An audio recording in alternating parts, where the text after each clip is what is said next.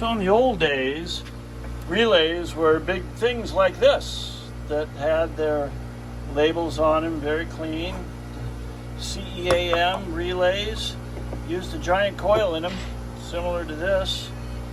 This probably draws 1/10 of an amp or so. It still worked, but the contacts on them are older version, and they don't just necessarily work as well as a modern BOSCH relay, which we have opened the back on for cooling here. This is a 70 amp relay in this small configuration that we've mounted into essentially the base of what was the original relay system, and of course is completely covered now by our recast, cast just like the original box in this is, you know, a phenolic material, and this is a very high tensile strength urethane.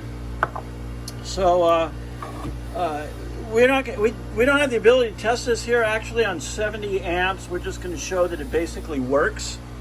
So I think I undid a clip there. You're going to have to redo. We're just going to go ahead and You ready? yeah, go ahead and fire it. Okay, we got 9 amp roughly. A 9 amp load on it right here, showing that, you know, basically it's functional the way it was designed. I'm sure that the modern contacts on this are going to handle the 70 amps that the relay is rated for. Okay, so could you unplug it here all the way? I just want to show them that one feature that we did. Unplug everything. When we mounted this relay in there, we made sure that it had its entire capacity.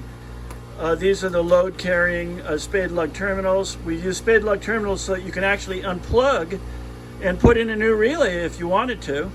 We'll provide a part number for you for this relay.